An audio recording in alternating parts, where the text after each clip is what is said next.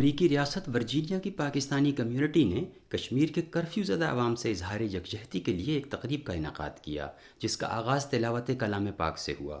تقریب کی میزبان سلطانہ احمد نے اپنے ابتدائی کلمات میں کہا کہ کشمیر اس وقت دنیا کی سب سے بڑی جیل میں تبدیل ہو چکا ہے۔ کشمیری 2 ماہ سے گھروں میں قید ہیں، دوائیں ناپید ہیں، بچے بھوک سے بلک رہے ہیں، مائیں بغیر ادویات اور طبی سہولتوں کے بچے جنم دینے پر مجبور ہیں۔ سلطانہ احمد نے مزید کہا کہ جنازے بھی قبرستان لے جانے کی اجازت نہیں ہے اور کشمیریوں کے پاس مرنے والوں کو گھروں میں دفن کرنے کے علاوہ کوئی چارہ نہیں ہے۔ اس موقع پر سردار ذوالفقار خان، ممتاز احمد وانی، عاصم صدیقی اور انور اقبال نے اظہار خیال کرتے ہوئے کہا کہ تاریخ مودی کو سیاہ ترین الفاظ سے یاد رکھے گی۔ بھارت کی آمرانہ، غیر ذمہ دارانہ اور ظالمانہ کارروائیاں اسے مہنگی پڑیں گی اور کشمیر آزادی سے ہمکنار ہوگا۔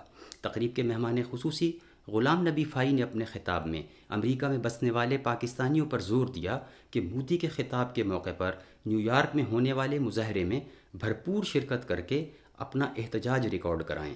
انہوں نے پاکستانی کمیونٹی کو اپنے علاقے کے نمائندگان پارلیمنٹ سے ملاقات کرنے اور کشمیر پر ہونے والے مظالم سے آگاہ کرنے کی تجویز دیتے ہوئے کہا کہ اس سے سینٹ اور امریکی کانگریس کے ارکان کی آنکھیں کھل جائیں گی اور وہ اپنا اثر رسوخ استعمال کر کے مسئلہ کشمیر کے حل میں اپنا بھرپور کردار ادا کر سکیں گے۔ ناظرین، اس طرح کی خبروں اور تبصروں کے لیے میرا چینل PK کو YouTube پہ سبسکرائب کیجیے۔